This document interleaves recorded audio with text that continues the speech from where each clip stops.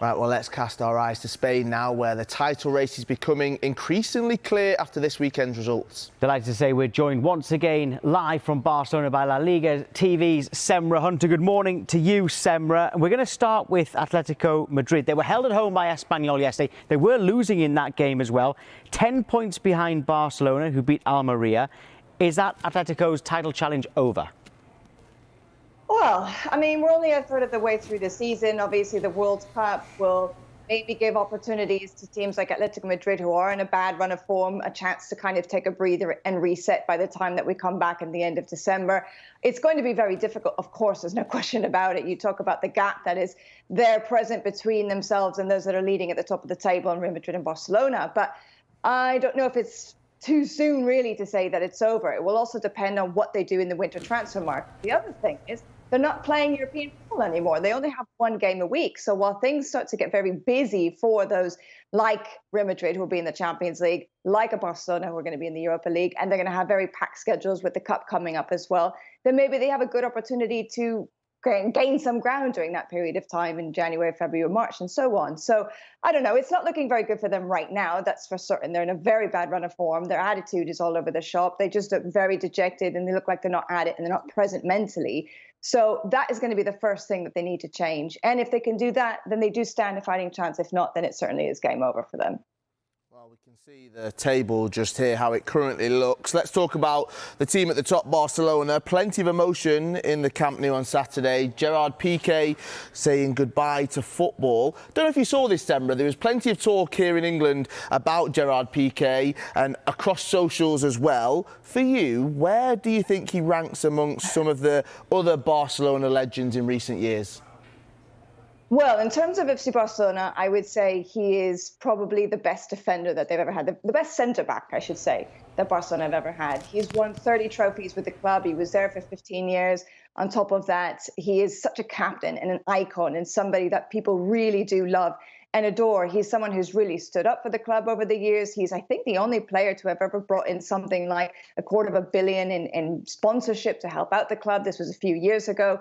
So he's done a lot, and I think he's someone who really is unique in the world of football, at least in Spain here. Someone who's very outspoken. He has no problems with speaking his mind, saying what he thinks, even if he likes to ruffle a few feathers. But in any case, I think people admired him for the fact that he was able to do that, while so many other people are so reticent to necessarily speak their mind, at least in Spanish football. So beyond that, he's one of the best players, I think, technically they had in terms of building out of the back, which is something that we saw during the Guardiola era. He's someone who came through the Masia. He bleeds the club. His grandfather was the vice president of the club years ago. So he has such a strong bond with it that I think that people will certainly respect what he was able to do off the pitch, but certainly what he was able to do, what he was able to do on the pitch, but certainly what he did for the club off the pitch. And the story hasn't ended. He may have hung up his boots, but he certainly will be back one day. And we all know that one day he'll be president. It's just a question of when. So the story isn't over yet. Well, Barcelona are top of the league, but Real Madrid can change that tonight if they win away at Rayo Vallecano, who are actually going all right. They're ninth in the table, so not that straightforward tonight for Real Madrid, you'd expect. Maybe not that straightforward in the sense that they've done really well this season in terms of being a giant killer. They've actually taken points off of Atletico Madrid, off of Barcelona. They beat Sevilla. I think it was for the first time ever in club history. So they've taken massive points off of those clubs that were at the start of the campaign in the Champions League. The only thing is the record that goes against them at home in the last 10 games. Well, Real Madrid have come up with 9 victories from Vallecas, just 1 loss, which was back in the 2018-19 season under Zidane, but Real Madrid had already lost the Liga at that point. They weren't playing for anything, but Rayo certainly were. So you could say it won't be necessarily straightforward depending on what these two teams are after for tonight and how they might come into this game. There'll be no Karim Benzema. He's still injured. There's no Rudiger as well. But Tchouaméni is back into the side, as is Eden Hazard. And also, it's the last opportunity for them to regain that spot ahead of Barcelona, which means that they would go into the World Cup with just 1 point difference. It would make things very interesting when we come back, that's for certain.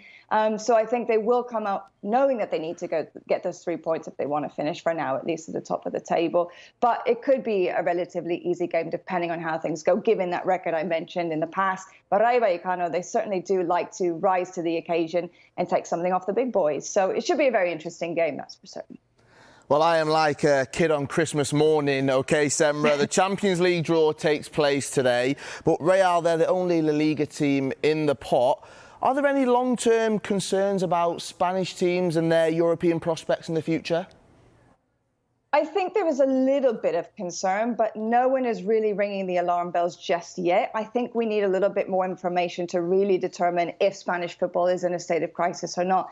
More information being, let's see what happens next season. Let's see what happens the season after. If it becomes a common trend where just one team comes out to the group stage, then absolutely I would say Spanish football has a very big problem on its hands.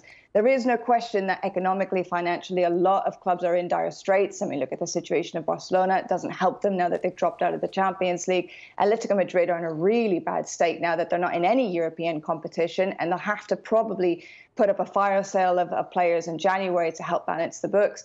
Look at Sevilla. They have almost no cash as well, which is going to be very difficult for them in terms of trying to rebuild their squad, which is one of the reasons why they're currently in the relegation area, or at least close to it.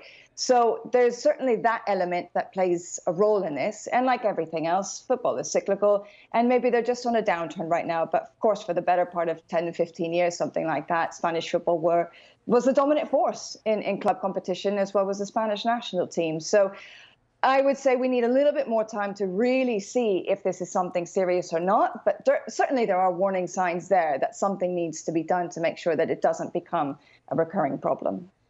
Well, what about Spain? Luis Enrique names his squad for the World Cup on Friday. What are the key points for him, and any late surprises? Late surprises? I don't think so, I have to be honest with you. Luis Enrique, well, I mean, he does like to throw a late surprise every now and again. He does like to do things like that, but I don't really suspect, though. I think he knows exactly what he wants, who he wants to take. And in all cases, it's pretty much Morata and 10 more. So I would say that Morata is going to be the number 9. Unai Simon's probably going to be the goalkeeper. Everywhere in between is pretty much, I don't want to say up for grabs entirely, but I do think that we're pretty much going to see what he wants, a lot of the teams that he's already been using in the last few games, in the last few competitions. He called up Iago Aspas, I think, for the initial 55-man list, which was a bit of a surprise in the sense that everybody had been pushing so hard for him to take Luis Enrique to take Iago Aspas, but he seemed very reticent, saying that he doesn't fit the style of play of what he wants the Spanish national team to do. So I don't think that he'll go, for example. And I think there are some other inclusions in there that are surprising in that sense. But I think ultimately they won't be going to Qatar. So it will be pretty much a team that we would expect to see. And yeah, I think it's pretty straightforward when it comes to the Spanish national team, I have to say. I'm looking forward to seeing what happens this weekend on Friday. Thank you, Semra. Thank you.